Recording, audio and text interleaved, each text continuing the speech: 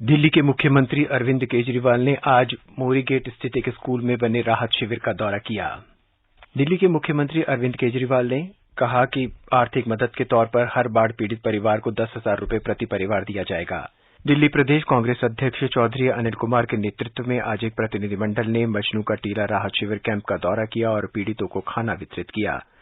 Delhi metro 17 जुलाई से 13 अगस्त तक ग्राहक संतुष्टि सर्वेक्षण 2023 के नवे संस्करण का आयोजन कर रही है। टमाटर की बढ़ती कीमतों के बीच केंद्र ने टमाटरों की कीमत में फिर से कटौती की है और अब इसकी बिक्री 90 रुपए के बजाय 80 रुपए प्रति किलो की दर से की जाएगी। प्रादेशिक समाचार के साथ मैं नवीन सक्सेना। भाजपा नेता और दिल्ली से सांसद केंद्रीय मंत्री मीनाक्षी लेखी ने आज दिल्ली के मुख्यमंत्री अरविंद केजरीवाल पर निशाना साधते हुए कहा कि दिल्ली में बाढ़ का मुख्य कारण यमुना में गाद सफाई का अभाव है। उन्होंने केजरीवाल सरकार से पूछा कि यमुना नदी की सफाई पर खर्च किए गए 6,800 करोड़ रुपए कहां गए। आज एक प्रेस वार्ता को संबोधित करते हुए श्रीमती लेखी ने कहा कि यमुना नदी अपने लंबे प्रवाह में कई राज्यों में बहती है और इसलिए उसमें गाद जमा हो जाता है। उन्होंने कहा कि केजरीवाल सरकार द्वारा गाद निकालने की प्रक्रिया नहीं की गई और दिल्ली में इस कारण बाढ़ आई। श्रीमती लेखी ने कहा कि दिल्ली के पर्यावरण विभाग ने विधानसभा को सूचित किया था कि यमुना नदी को साफ करने के लिए 6,800 करोड़ रुपए से अधिक की रकम खर्च की गई है। उन्होंने आरोप लगाया कि मुख्यमंत्री केजरीवाल अपनी जिम्मेदारी से भाग रहे हैं। श्रीमती लेखी ने सवाल किया कि दिल्ली में बाढ़ नियंत्रण और तैयारियों के लिए मुख्यमंत्री की अध्यक्षता वाली शीर्ष समिति की पिछले 2 वर्षों में एक भी बैठक क्यों नहीं हुई है। दिल्ली के मुख्यमंत्री अरविंद केजरीवाल ने आज मोरीगेट स्थित एक स्कूल में बने राहत शिविर का दौरा कर व्यवस्थाओं का जायजा लिया। इस दौरान श्री केजरीवाल ने कहा कि बाढ़ प्रभावित राजधानी के 6 जिलों के लोगों के लिए सरकार ने स्कूलों या धर्मशालाओं में राहत शिविर लगाए हैं, जहां खाना, पानी और टॉयलेट्स की समुचित इंतजाम किया गया है। उन्होंने आश्वासन देते हुए कहा कि सरकार बाढ़ से प्रभावित लोगों की हर संभव मदद करेगी। श्री केजरीवाल ने कहा कि आर्थिक मदद के तौर पर हर बाढ़ पीड़ित परिवार को 10,000 रुपए प्रति परिवार दिया जाएगा। उन्होंने कहा कि जिन लोगों के जरूरी कागजात पानी में बह गए हैं, कैंप लगाकर उनके कागजात बनाए जाएंगे और जिन बच्चों की किताबें, ड्रेस बह गए हैं, उनके लिए दोबारा किताब और ड्रेस का इंतजाम किया जाएगा। उन्होंने कहा कि दिल्ली में यमुना का जलस्तर घटने के साथ साथ आम जनजीवन भी सामान्य होता जा रहा है। श्री केजरीवाल ने जल भराव के चलते बंद सड़कों को चालू करने के लिए कहा कि सरकार सड़क पर जमा पानी को पंप से निकालने की कोशिश कर रही है। कुछ जगहों पर जमा पानी को जल्द निकाल दिया जा रहा है, जबकि कुछ जगहों पर थोड़ा समय लग रहा है। उन्होंने कहा कि यमुना का जलस्तर लगातार नीचे जा रहा है और अब जलस्तर 205.9 मीटर पर आ गया है, जबकि ये 208.6 मीटर तक पहुंच गया था। वहीं मुख्यमंत्री ने ट्वीट पर जानकारी दी कि चंद्रावल जल शोधन संयंत्र भी शुरू हो गया है। यमुना का जलस्तर बढ़ने के बाद चंद्रावल, ओखला और वजीराबाद जल शोधन संयंत्र में पानी भर गया था।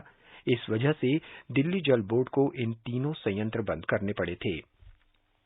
14 जुलाई को ओखला जल शोधन संयंत्र को चालू कर दिया गया था और अब चंद्रावल संयंत्र को आज शुरू कर दिया गया है। वहीं वजीराबाद जल शोधन संयंत्र को भी जल्द शुरू कर दिया जाएगा।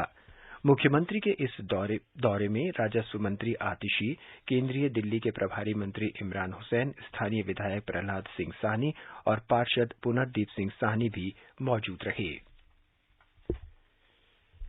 दिल्ली प्रदेश कांग्रेस अध्यक्ष चौधरी अनिल कुमार के नेतृत्व में आज एक प्रतिनिधिमंडल ने मजनू का टीला राहत शिविर कैंप का दौरा किया और पीड़ितों को खाना वितरित किया।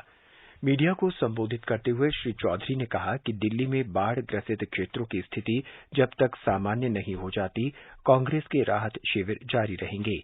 इस दौरान पूर्व सांसद जयप्रकाश अग्रवाल, पूर्व मंत्री अरविंदर सिंह लवली, पूर्व मंत्री हारून यूसुफ, पूर्व विधायक अनिल भारद्वाज मौजूद रहे। पूर्व सांसद जयप्रकाश अग्रवाल ने कहा कि पीड़ितों को राहत पहुंचाने में दिल्ली सरकार विफल रही है और वर्तमान में दिल्ली में जो भयावह परिस्थिति बनी हुई है, उसके लिए पूरी तरह से केजरीवाल सरकार जिम्मेदार है। पूर्व मंत्री अरविंदर सिंह लवली ने कहा कि आम आदमी पार्टी सरकार ने दिल्ली के एपेक्स कमेटी का अस्तित्व खत्म कर दिया है और पिछले 10 सालों से इसकी कोई बैठक नहीं हुई है। ये बैठक हर साल होनी चाहिए थी और इसी वजह से दिल्ली में बाढ़ की इतनी भयंकर स्थिति हुई है। उन्होंने कहा कि केजरीवाल सरकार ने बाढ़ से बचाव को लेकर कोई गंभीरता नहीं दिखाई है। राजधानी में बाढ़ से उत्पन्न स्थिति के मद्देनजर दिल्ली सरकार के सभी मंत्रियों को दिल्ली के अलग अलग जिलों में बचाव, राहत और पुनर्वास कार्य की निगरानी और पर्यवेक्षण संबंधित कार्यों की जिम्मेदारी दी गई है। इसी क्रम में आज दिल्ली के पर्यावरण मंत्री गोपाल राय ने शाहदरा जिले में पुराने लोहे वाले पुल के पास स्थित राहत शिविर का दौरा किया। शिविर में सफाई और मेडिकल सुविधा सुनिश्चित करने के विशेष निर्देश भी दिए गए। सभी संबंधित अधिकारियों को बाढ़ राहत शिविरों में रहने, खाने पीने, शौचालय सहित सभी जरूरी सुविधाएं सुनिश्चित करने के निर्देश दिए गए। साथ ही जिलाधिकारियों की टीमों को अलर्ट पर रखने और जरूरत पड़ने पर अतिरिक्त टीमें तैनात किए जाने के निर्देश भी जारी किए गए। राहत शिविरों का जायजा लेने के बाद पत्रकारों से बातचीत में पर्यावरण मंत्री गोपाल राय ने कहा कि आपदा की इस परिस्थिति में दिल्ली सरकार ने हर तरह के खतरे से निपटने के लिए कमर कस ली है। प्रादेशिक समाचार आप आकाशवाणी दिल्ली से सुन रहे हैं। ताजा समाचार जानने के लिए आप हमारी वेबसाइट newsonair.com पर लॉग इन कर सकते हैं। दिल्ली मेट्रो 17 जुलाई से 13 अगस्त तक ग्राहक संतुष्टि सर्वेक्षण 2023 के 9वें संस्करण का आयोजन कर रही है। इस सर्वेक्षण का मुख्य उद्देश्य मेट्रो सेवाओं और सुविधाओं के विभिन्न पहलुओं के बारे में यात्रियों का फीडबैक प्राप्त करना है। एक व्यापक प्रश्नावली के साथ अलग अलग विषयों पर भाग लेने वाले यात्रियों से विस्तृत फीडबैक लिया जाएगा। सर्वेक्षण में सुधारों के लिए सुझाव भी मांगे जाएंगे। इसके साथ ही जो भी यात्री इस सर्वेक्षण में भाग लेना चाहेंगे, जीएमआरसी की आधिकारिक वेबसाइट www.delhimetrorail.com/corporate देख सकते हैं तथा वेबसाइट के होम पेज पर दिए गए लिंक पर क्लिक करके अपने उत्तर दे सकते हैं। टमाटर की बढ़ती कीमतों के बीच केंद्र ने टमाटरों की कीमत में फिर से कटौती की है और अब इसकी बिक्री 90 रुपये के बजाय 80 रुपये प्रति किलो की दर से की जाएगी। उपभोक्ता कार्य, खाद्य तथा सार्वजनिक वितरण मंत्रालय ने कहा है कि देश के 500 से अधिक बिक्री केंद्रों की स्थिति का पुनर्मूल्यांकन करने के बाद आज से टमाटर की बिक्री 80 रुपये प्रति किलो की दर से करने का निर्णय लिया गया। मंत्रालय ने बताया कि दिल्ली, नोएडा, लखनऊ, कानपुर, वाराणसी, पटना, मुजफ्फरपुर और आरा से नेफेड और एनसीसीएफ के जरिए टमाटरों की बिक्री शुरू हो गई है। बाजार मूल्यों को ध्यान में रखते हुए कल से कुछ और शहरों में बिक्री शुरू की जाएगी। मंत्रालय के अनुसार सरकार की पहल के बाद टमाटरों के थोक मूल्य में कमी आई है और सरकार उपभोक्ताओं को राहत देने के लिए वचनबद्ध है। ओपी राजभर के नेतृत्व वाली सुहेलदेव भारतीय समाज पार्टी भारतीय जनता पार्टी के नेतृत्व वाले राष्ट्रीय जनतांत्रिक गठबंधन एनडीए में फिर से शामिल हो गई है। श्री राजभर की पार्टी समाजवादी पार्टी की पूर्व सहयोगी है। श्री राजभर ने गृहमंत्री अमित शाह से नई दिल्ली में मुलाकात की। श्री शाह ने ट्वीट कर श्री राजभर का एनडीए परिवार में स्वागत किया। उन्होंने कहा कि श्री राजभर के शामिल होने से उत्तर प्रदेश में एनडीए की स्थिति मजबूत होगी और प्रधानमंत्री नरेंद्र मोदी के नेतृत्व वाली एनडीए सरकार द्वारा गरीबों और वंचितों के कल्याण के लिए किए जा रहे प्रयासों को बल मिलेगा। केंद्रीय गृह और सहकारिता मंत्री अमित शाह कल नई दिल्ली में मादक द्रव्य तस्करी और राष्ट्रीय सुरक्षा पर एक क्षेत्रीय सम्मेलन की अध्यक्षता करेंगे। एक रिपोर्ट।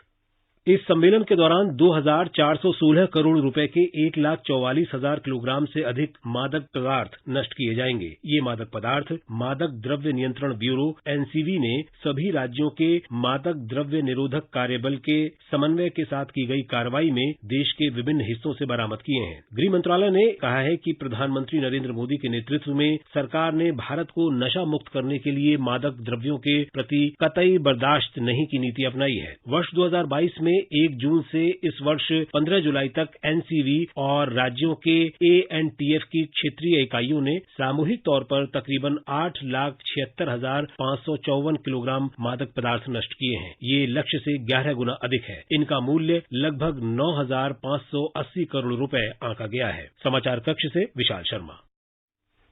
प्रादेशिक समाचार आप आकाशवाणी दिल्ली से सुन रहे हैं। ताजा समाचार जानने के लिए आप हमारी वेबसाइट newsonair.com पर लॉगिन कर सकते हैं। आगे बढ़ने से पहले मुख्य समाचार एक बार फिर। दिल्ली के मुख्यमंत्री अरविंद केजरीवाल ने आज मोरीगेट स्थित एक स्कूल में बने राहत शिविर का दौरा कर व्यवस्थाओं का जायजा लिया। श्री केजरीवाल ने कहा कि आर्थिक मदद के तौर पर हर बाढ़ पीड़ित परिवार को 10,000 रुपये प्रति परिवार दिया जाएगा। भाजपा नेता और केंद्रीय मंत्री मीनाक्षी लेखी ने आज दिल्ली के मुख्यमंत्री अरविंद केजरीवाल पर निशाना साधते हुए कहा कि दिल्ली में बाढ़ का मुख्य कारण यमुना में गाद सफाई का अभाव है। दिल्ली प्रदेश कांग्रेस अध्यक्ष चौधरी अनिल कुमार के नेतृत्व में आज एक प्रतिनिधिमंडल ने मजनू का टीला राहत शिविर कैंप का दौरा किया और पीड़ितों को खाना वितरित किया। टमाटर की बढ़ती कीमतों के बीच केंद्र ने टमाटरों की कीमत में फिर से कटौती की है। अब इसकी बिक्री 90 रुपये के बजाय 80 रुपये प्रति किलो की दर से की जाएगी। और दिल्ली मेट्रो 17 जुलाई से 13 अगस्त तक ग्राहक संतुष्टि सर्वेक्षण 2023 के नवे संस्करण का आयोजन कर रही है। राष्ट्रपति द्रौपदी मुर्मू मंगलवार को नई दिल्ली में भूमि सम्मान 2023 पुरस्कार प्रदान करेंगी। डिजिटल इंडिया भूमि रिकॉर्ड आधुनिकीकरण कार्यक्रम के मुख्य क्षेत्रों में उत्कृष्ट प्रदर्शन करने के लिए 9 राज्य सचिवों और 68 जिला कलेक्टरों को भूमि सम्मान पुरस्कार प्रदान किए जाएंगे। ग्रामीण विकास और पंचायती राज्य मंत्री गिरिराज सिंह ने बताया कि यह कार्यक्रम राज्यों के राजस्व और पंजीकरण से जुड़े पदाधिकारियों के लिए बहुत महत्वपूर्ण है। अपने उत्कृष्ट कार्य निष्पादन के लिए पिछले 75 वर्ष में पहली बार उन्हें भूमि सम्मान पुरस्कार दिया जाएगा। उन्होंने बताया कि भूमि सम्मान योजना विश्वास और भागीदारी पर आधारित केंद्र और राज्यों के सहकारी संघवाद का एक बेहतरीन उदाहरण है। ग्रेडिंग प्रणाली मुख्य तौर पर भूमि रिकॉर्डों के कंप्यूटरीकरण और डिजिटलीकरण के मुख्य क्षेत्रों में राज्यों और केंद्र शासित प्रदेशों की रिपोर्टों और विचारों पर आधारित होती है। श्री गिरिराज सिंह ने बताया कि भूमि रिकॉर्डों का डिजिटलीकरण प्रक्रिया और पंजीकरण से बड़ी संख्या में भूमि विवादों के न्यायालयों में लंबित मामलों की संख्या में कमी लाने और परियोजनाओं के रुके होने से देश की अर्थव्यवस्था को हो रहे सकल घरेलू उत्पाद के नुकसान को कम करने में मदद मिलेगी। सरकार देश भर में 1,658 वृद्धाश्रमों की देखरेख कर रही है और इनके लिए कुल 321 करोड़ 97 लाख रुपए वितरित किए जा चुके हैं। मंत्रालय देश भर में 2 करोड़ 67 लाख दिव्यांगजनों के कल्याण संबंधी कार्यों में लगा हुआ है। उन्होंने बताया कि सभी कल्याणकारी योजनाओं को देश के सभी लोगों के लिए लागू किया जा रहा है और धर्म या जाति के आधार पर किसी की अनदेखी नहीं की जा रही है। उत्तर प्रदेश के मेरठ जिले में 6 कावड़ियों के करंट लगने से मौत हो गई है, जबकि 6 अन्य घायल हो गए हैं। 3 अन्य कावड़ियों की हालत चिंताजनक है। ये घटना मेरठ जिले में भवानपुर के राली चौहान गांव में हुई, जब कावड़ियों का वाहन बिजली की तार के चपेट में आ गया। जिला प्रशासन ने घटना की जांच के लिए एक समिति गठित की है। ये समिति 48 घंटे के भीतर अपनी रिपोर्ट देगी। राष्ट्रीय परीक्षा एजेंसी ने संयुक्त विश्वविद्यालय स्नातक प्रवेश परीक्षा CUET UG 2023 के परिणाम घोषित कर दिए हैं। विद्यार्थी अपना परिणाम आधिकारिक वेबसाइट cuet.samarth.ac.in पर देख सकते हैं। राजधानी में आज बादल छाए रहे और कई जगहों पर हल्की बूंदाबांदी हुई। मौसम विभाग के अनुसार आज का अधिकतम तापमान 35.4 डिग्री सेल्सियस वहीं न्यूनतम तापमान 25.4 डिग्री सेल्सियस रहा। मौसम विभाग के अनुसार अगले 24 घंटे के दौरान दिल्ली और उसके आसपास के क्षेत्रों में बादल छाए रहने का अनुमान है। कल का अधिकतम तापमान 35 डिग्री और न्यूनतम 27 डिग्री के आसपास रहने का अनुमान है। अंत में मुख्य समाचार एक बार फिर। दिल्ली के मुख्यमंत्री अरविंद केजरीवाल ने आज मोरीगेट स्थित एक स्कूल में बने राहत शिविर का दौरा किया। श्री केजरीवाल ने कहा कि आर्थिक मदद के तौर पर हर बाढ़ पीड़ित परिवार को 10,000 रुपये प्रति परिवार दिया जाएगा। भाजपा नेता और केंद्रीय मंत्री मीनाक्षी लेखी ने आज दिल्ली के मुख्यमंत्री अरविंद केजरीवाल पर निशाना साधते हुए कहा कि दिल्ली में बाढ़ का मूल कारण यमुना में गाद सफाई का अभाव है और दिल्ली मेट्रो 17 जुलाई से 13 अगस्त तक ग्राहक संतुष्टि सर्वेक्षण 2023 के नवे संस्करण का आयोजन कर रही है। इसके साथ ही प्रादेशिक समाचार बुलेटिन समाप्त हुआ। नमस्कार।